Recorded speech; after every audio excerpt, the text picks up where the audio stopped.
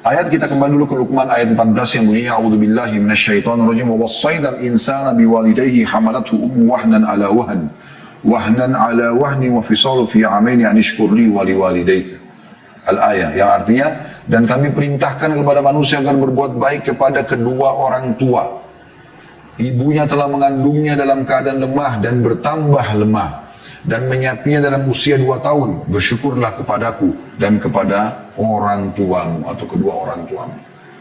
Jadi Allah SWT menggantungkan syukur kepadanya justru dengan juga syukur kepada kedua orang tua. Karena mereka adalah penyebab utama kita ada di muka bumi ini. Ini penting sekali untuk digarisbawahi teman-teman. Sudah cukup kita ada di muka bumi ini sehingga kita bisa menikmati makanan, minuman, hirup udara. Mungkin kalau kita menikah biologis segala macam, itu adalah sebabnya karena orang tua kita. Sebabnya karena orang tua kita. Kita ada karena mereka gitu. Itu juga dengan tadi bagaimana ibu mengandung kita dengan susah payah. Ya, teman-teman coba renungi masalah itu ya. Kalau seandainya kita bawa 1 kilo barang di perut kita, tas misalnya, anggap tas kita taruh, diikat dilihat di perut kita bawa. Ya. Saya yakin 1 kilo ini mungkin 2 jam, 3 jam kita sudah sedikit merasa letih ataupun jenuh, kita akan lepaskan. Ibu kita teman-teman membawa, ya bukan cuma 1 kilo. Bayi itu biasanya antara, kalau yang normal 2,5 kilo ya, sampai 3 kilo beratnya. Itu dipikul ke sana sini, bahkan dibawa tidur. Ya kadang-kadang kesulitan, tidur itu mau balik kanan, balik kiri, gelisah, sering kadang-kadang kram, apalagi menjelang melahirkan. Bagaimana sulitnya melalui fase itu ya. Ini semua teman-teman pengorbanan yang sudah cukup untuk membuat kita membalas mereka dengan kebaikan-kebaikan. Dinukil sebuah kisah di Saudi juga terjadi, ada seseorang yang masuk dalam bab durhaka sama orang tua sebenarnya kisah ini. Ada seseorang anak selalu di waktu kecil dia kalau sekolah teman-temannya olok-olok dia mengatakan, "Hei yang punya ibu buta, hai yang punya ibu buta," selalu bahasa begitu. Karena memang kedua ibunya ini matanya buta.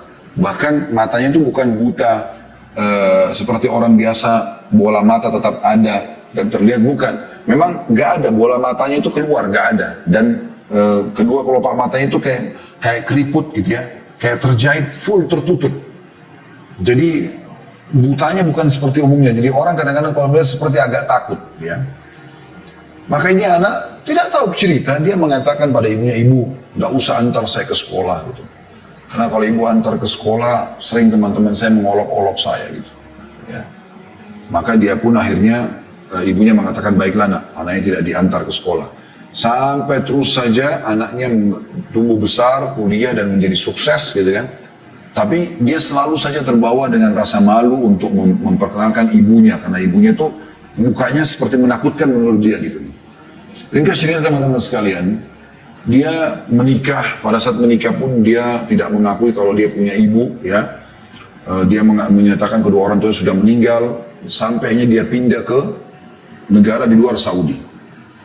Ibunya terus saja berusaha mencari tahu kabarnya segala macam, tapi kehilangan berita.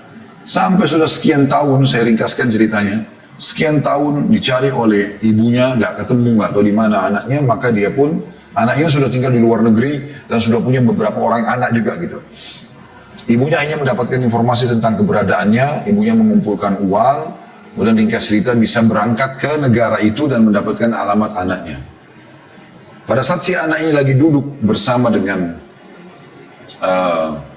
istrinya di sebuah apartemen yang bagus gitu, di salah satu negara di negara barat. Kemudian anak-anaknya mendengar suara bel, dibukalah pintu, tiba-tiba mereka lari ketakutan dan mengatakan, "Ayah, tolong ayah, di depan pintu ada orang gila menyeramkan." Maka si ayah ini yang di sini posisinya sebagai anak ibu tersebut keluar dan kaget melihat ternyata ada ibunya depan pintu. Maka dia pun mengatakan, "Ibu, kenapa Anda kesini?" Kata ibunya, "Nak, ibu cuma rindu sama kamu. Sudah lama bertahun-tahun kau tidak pernah ada beritanya." Dia bilang, "Ibu sudahlah, ibu nanti saya pulangkan, nanti saya biayai karena anak-anak saya takut melihat ibu." Maka dia pun spontan langsung menutup pintu apartemennya, dia bawa ibunya menuju ke bandara, diberikan tiket, dipulangkan lagi ke Saudi. Kurang lebih cerita ini berjalan beberapa bulan setelah itu, ada surat yang sampai ke dia dari salah satu kerabatnya dia mengatakan ada informasi kalau ibumu sudah meninggal dunia dan ibumu sudah dikuburkan. Kami mengirim informasi ini kepada kamu karena kami tidak tahu keberadaanmu di mana. Dan ada surat titipan dari ibumu. Maka pada saat dia buka surat itu, disitulah dia baru sadar teman-teman sekalian, dan dia baru menyesal setelah dia tahu sebenarnya seperti apa kisahnya. Maka ibunya pun mengatakan, setelah salam segala macam, dia mengatakan, nak, ibu tahu kau selalu malu dari kecil karena keadaan mata ibu yang buta. Dan apapun yang kau minta, ibu tidak bertemu dengan teman-temanmu, iya. Kau tidak mengakui ibu sebagai ibumu, bahkan istrimu tahu ibumu sudah meninggal, iya.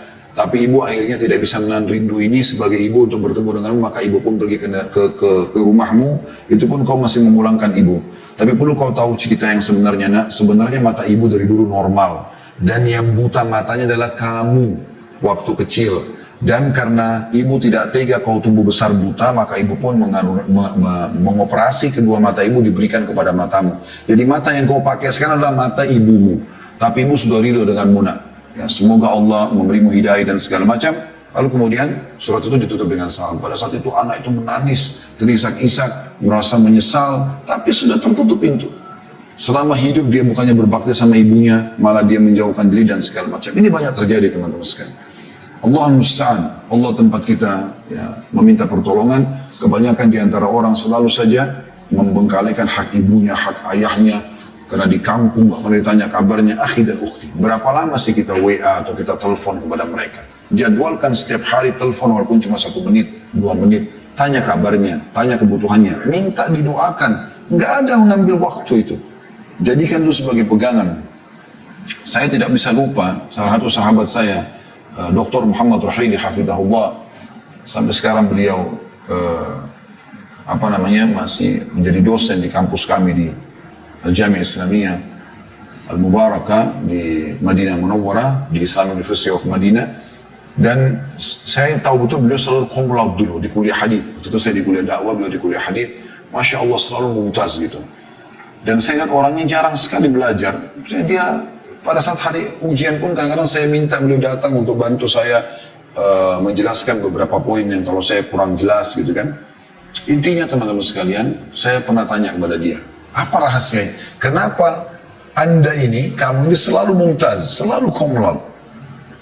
Soalnya saya lihat jarang sekali belajar. Jadi kadang-kadang dia datang ke masjid kampus maghrib isya, duduk sama temannya, ada satu orang Sudan namanya Anwar juga sama mumtaz juga.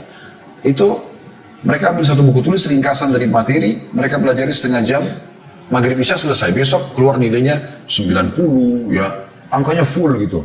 Pada saat sudah digabungkan dalam 2 semester, 1 semester 50 maksimal. Semester 50, kadang-kadang sudah digabungkan 93, mumtaz, Masya Allah, bagus gitu. Dia bilang rahasianya di kedua orang tua saya, Khalid. Saya bilang, memang bagaimana ceritanya? Dia bilang, setiap hari saya nggak pernah lewongkan, saya tidak pernah sia-siakan waktu, pasti minta izin sama mereka. Minimal kalau saya mau kuliah atau saya mau keluar rumah, saya selalu pamit sama mereka, ibu ayah saya, dan minta supaya mereka doakan. Dan subhanallah, saya yakin sekali, pada saat ujian pun, kadang-kadang saya tidak pernah membaca soal itu, mungkin saya tidak dapatkan, tapi saya coba memahami pertanyaannya apa, saya bertawakal Allah, kemudian saya coba tulis seperti apa yang saya pahami, dan Allah berikan nilai yang tinggi. Saya sangat yakin justru karena keridhaan kedua orang tua saya. Kuncinya di mereka, rezekimu, ya, keberkahan rumah tanggamu, keberkahan anak-anakmu, pekerjaan, segala macam, justru karena orang tua. Jadi jangan sia-siakan mereka.